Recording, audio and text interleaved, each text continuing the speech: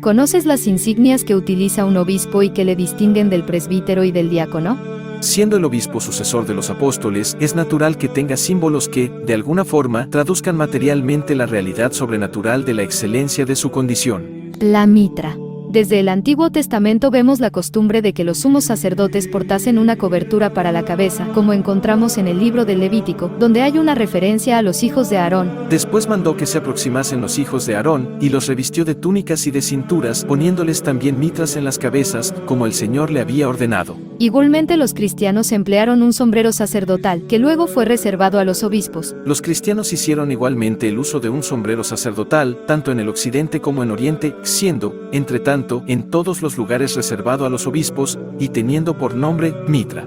La mitra es uno de los más nobles símbolos de los príncipes de la Santa Iglesia. Su uso remonta, como insignia episcopal, al año 1000, siendo antes de esta fecha utilizada por algunos obispos, y después, de uso universal en la Iglesia. Se cree que es alrededor del siglo X que ella tomó su forma actual, al menos en líneas generales. Siendo la mitra, antiguamente, como una corona, se constata que ella se transformó hasta tomar la forma característica de hoy. La mitra significa la preeminencia en la santidad. San Juan Crisóstomo dice en un texto que el rey Saúl sobresalía entre los demás por su buena estatura. Este texto fue utilizado posteriormente como metáfora para decir que el obispo debe sobresalir de entre los demás en la santidad. Así como al vestir la mitra se realza la altura entre la multitud, debe ocurrir lo mismo en la santidad.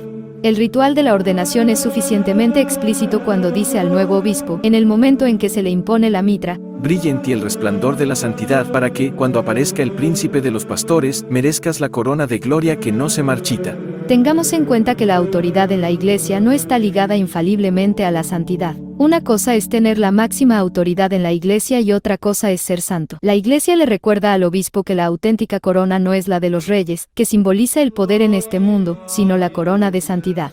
Por lo tanto, la mitra es un recuerdo de que la autoridad y la santidad se funden en el ministerio episcopal. De hecho, en Cristo, autoridad y santidad eran una sola cosa. La mitra, por lo tanto, es un referente para que valoremos la santidad sobre todo. Es como una flecha que apunta al cielo. Es el ornamento usado por el Papa, los obispos y abates de la Iglesia. El solideo. El solideo es un gorro de tela en forma de casquillo que cubre esencialmente la coronilla. Lo usan el Papa, los cardenales y los obispos. Si son obispos, el color del solideo es violeta; si son cardenales, es rojo, y el Papa lo usa de color blanco, independientemente del tiempo litúrgico. Solo se lo quitan ante Dios, es decir, ante el Santísimo Sacramento, o durante la misa desde el prefacio hasta después de la comunión. También, los obispos y cardenales se lo quitan en presencia del Papa como símbolo de respeto. El solideo simboliza la protección de Dios y la dedicación a solo Dios. No se utiliza únicamente en las celebraciones, sino también en otras ocasiones y forma parte de la vestidura habitual. El báculo, símbolo del oficio de buen pastor, que guarda y acompaña con solicitud al rebaño que le fue confiado por el Espíritu Santo. El báculo fue usado desde los primeros siglos del cristianismo. Se tiene noticia de que en el siglo IV ya era usado por algunos obispos. Se sabe que muy antiguamente, los fieles venían a los oficios con sus cayados, pues los rituales de los primeros siglos recomendaban depositarlos durante el Evangelio. Él servía para que los fieles se apoyasen durante las largas ceremonias, a las cuales se asistía de pie.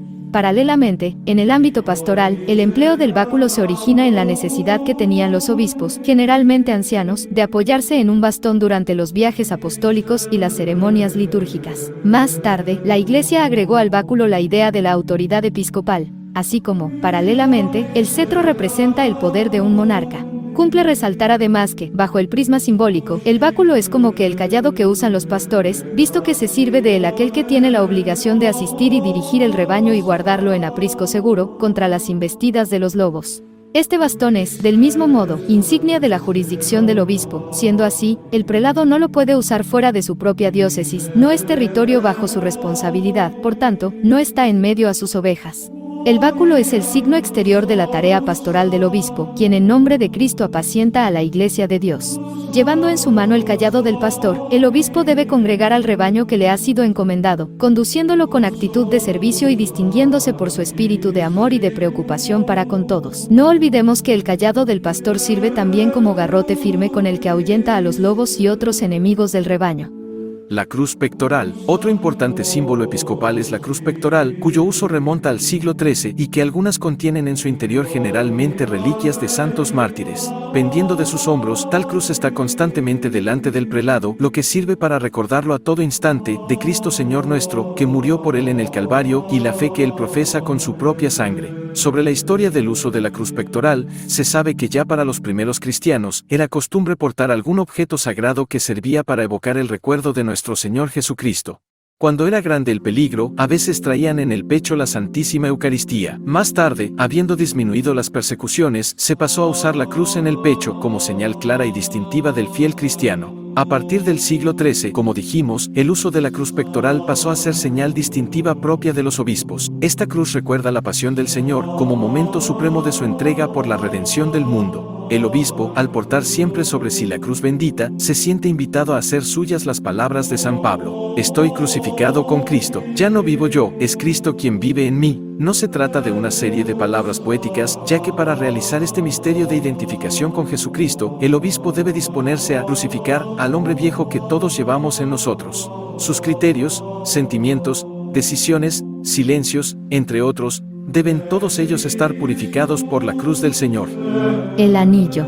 En todos los tiempos y en prácticamente todos los pueblos, el anillo personificó el símbolo de autoridad, de dignidad y de preeminencia. Él es para la mano lo que es la corona para la cabeza. De igual modo, el anillo episcopal contiene estas características, una vez que él refleja la eminente autoridad, la dignidad y la preeminencia del prelado que lo porta. Además, también desde el siglo IV se dice que el anillo es un símbolo de la alianza espiritual que une al obispo con su iglesia. Con efecto, lo lleva en el dedo anular de la mano derecha, pues es con esta que bendice a sus ovejas. Como carácter de lealtad y como símbolo de su desposorio con la Santa Iglesia, de su fidelidad a la esposa de Cristo, utiliza un anillo. Desde tiempos remotos la Iglesia hizo esta correlación. En conclusión, el anillo simboliza el desposorio del obispo con la Iglesia, a la cual entrega toda su vida con una fidelidad incorruptible, y con paciencia incansable y sin descuidar la gracia que le ha sido conferida.